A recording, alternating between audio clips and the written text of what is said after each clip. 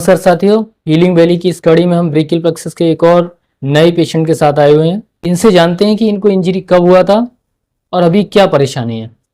कंधा उठाने में दिक्कत है, मतलब उठ नहीं आए बिल्कुल।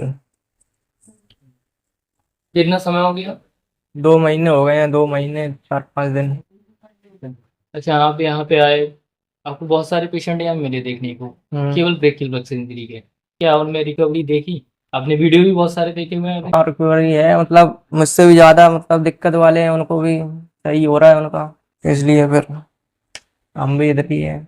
और ये बहुत ही आवश्यक वीडियो है उन मरीजों के लिए जिनको ब्रेकियल प्लेक्सस इंजरी होती है और जिसमें उनके हाथ के मूवमेंट रहते हैं, कोहनी मूवमेंट कर रही होती है, कलाई का मूवमेंट होता है और स्कैपुलर रीजन का मूवमेंट होता है। तो उन मरीजों के लिए ये वीडियो बेहद आवश्यक है। ये जानकारी पेशेंट तक पहुंचाना कि किस कंडीशन में ऑपरेशन की आवश्यकता होती है, किस में फिजियोथेरेपी से ठीक किया जा सकता है और क्यों किया जा सकता है, इस वीडियो में हम यही आपको जानकारी देंगे। इससे पहले जो वीडियो है मैंने आपको दे रखा है कि ब्रेकियल प्लेक्सस इंजरी कितने प्रकार की होती है। आज हम ये बताएंगे कि ब्रेकियल प्लेक्सस इंजरी नर्व की डैमेज, जो डैमेज होता है, उसको नुकसान होता है, जो क्षति होती है, उसके आधार पर कितने प्रकार की होती है। तो पहला न्यूरोपायरेक्सिया, दूसरा कंडीशन होता है एक्सोनोटॉमसिस और तीसरा न्यूरोटॉमसिस। अब ये सबसे बड़ा सवाल है पेशेंट के दिमाग में आता है कि किस कंडीशन में ऑपरेशन की आवश्यकता नहीं होती है। तो जो केस पायरेक्सिया होता है, जिनमें कंप्रेशन, बहुत सारे लोग ये पेशेंट कहते हैं कि हमारे आसपास इंजरी हुआ था और उसको बगैर ऑपरेशन ठीक हो गया है। और जो न्यूरोटॉमसिस या एक्सोनोटॉमसिस के पेशेंट होते हैं उनके केस खराब हो जाते हैं क्योंकि उनको ये लगता है कि वो ठीक हो गए तो हम भी हो जाएंगे बिना ऑपरेशन या बिना फिजियोथेरेपी। तो इस केस में ये जानना आवश्यक है कि इनको ब्रेकियल प्लेक्सस इंजरी हुआ है बाइक एक्सीडेंट के कारण और इनका अपर प्लेक्सस जो होता है ब्रेकियल प्लेक्सस का, वो इंजर्ड हुआ है, जो C5 और C6 से मिलकर बना होता है। उसके कारण इनके शोल्डर का जो मूवमेंट है वो चला गया है, मसल वेस्टिंग हो रहा है। स्कैपुला के पीछे का अगर देखेंगे तो ये भी मसल वेस्टिंग हो रहा है, लेकिन बाकी के जो मूवमेंट है रिस्ट का ये सुरक्षित है, एल्बो का, बाइसेप, ट्राइसेप, ये सभी मूवमेंट कर रहे हैं।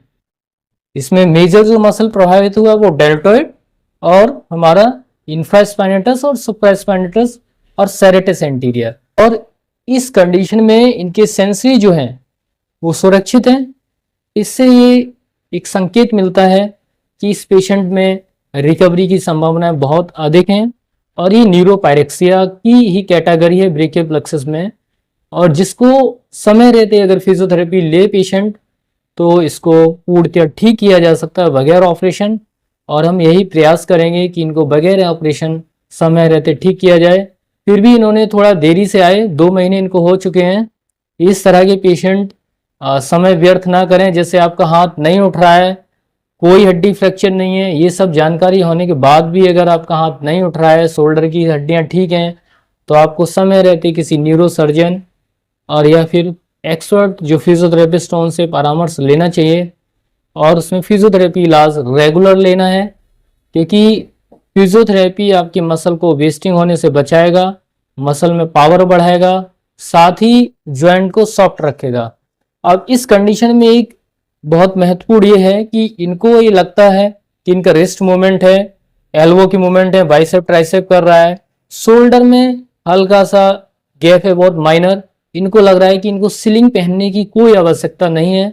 इनको 2 महीने हो चुके हैं, उसके कारण क्या हो रहा है, मसल वेस्टिंग लगातार इनको बढ़ता जा रहा है। अभी शोल्डर में गैप बहुत कम है, लेकिन ये सिलिंग का इस्तेमाल नहीं करेंगे तो ये गैप बढ़ जाएगा। तो यदि आपको इस तरह की इंजरी है, शोल्डर में मूवमेंट नहीं है, आप बिना किसी न्यूरो सर्जन या फिजियोथेरेपिस्ट के परामर्श के बगैर आप तुरंत सिलिंग का जो शोल्डर पाउच होता है, जिसे बोलते हैं सिलिंग शोल्डर के लिए, उसका इस्तेमाल करें। ताकि आप इसका इंतजार मत करिए कि कंधा नीचे आएगा उसके बाद आप इसमें सिलिंग लगाएंगे, ये आपकी सबसे बड़ी गलती होगी। सिलिंग समय रहते लगाएं ताकि वेस्टिंग को और सबलक्सेशन को रोका जाए और नर्व के ऊपर जो लिगामेंट के ऊपर जो स्ट्रेच पड़ता है उसको कम किया जा सकता है।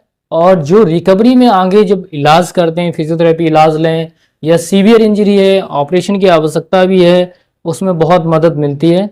तो ध्यान रखिए, जिन मरीजों के शोल्डर में सबलक्सेशन नहीं है, लेकिन आपको ये सोचना है कि आपका जब हाथ है वो बिना किसी वजन के ऊपर नहीं उठ रहा है, इसका मतलब उस मसल की पावर जीरो है। जब जीरो पावर है तो मसल धीरे धीरे पतला होना शुरू होगी, और वो एक समय ऐसा आएगा कि मसल जो होगा पतला होगा, तो शोल्डर पर जो ग्रिपिंग है उसकी स्टेबिलिटी है वो कम होगी और शोल्डर नीचे आएगा।